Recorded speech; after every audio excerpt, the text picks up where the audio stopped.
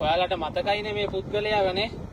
දැන් මේ කොහේ ඉඳලාද දන්නවද එන්නේ? මේ හොස්පිටල් එකට ගිහිල්ලා එන්නේ. ඊයර ටැබ්ලට් 19ක් කෑවේ. රෑ කාපු වෙලේ ඉඳලා නිකන් මන්දම වගේ. මොනවත් නැහැ. උදේ කෑම දුන්න කෑවෙත් නැහැ. දවල් දුන්න කෑවෙත් නැහැ. දැන් ඊට පස්සේ බයට තමයි අරන් ගියේ ડોක්ටර් ගාවට. ගියාට පස්සේ ආයෙ මොකද්ද මන් දන්නේ නැහැ. ඉන්ජෙක්ෂන් එකකුත් ගැහුවා. දිනාර් 15කුත් ගත්තා. දැන් මෙන්න දැන් ආපහු දැන් ගේනවා ලෙඩාව ගෙදර. දැන් හරියයි කියලා කිව්වේ.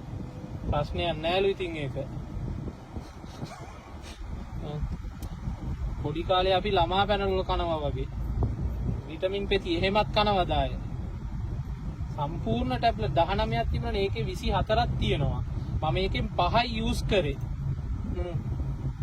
ඊටු 19ම කාලානේ. ඉතින් එල්ලිලා එන්න තමයි තියෙන්නේ කරන වැඩ. මෙහෙමත්ද කොච්චර කණ්ඩ තියෙනවද? විටමින් ටැබ්ලට්ද කණ්ඩ ඕනේ.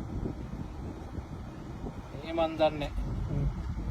හරි චුට්ටක් ඉන්න මෙතන මං ගිහිල්ලා රොටිවත් අරගෙන එන්නම්. අද දවල්ට කන්න බතුත් නෑ දැන් මට. ඉන්න හරි දෙනකම්. පැද්දි ඉන්නවද නැත්නම් බස්සලා යන්නද? ඈ?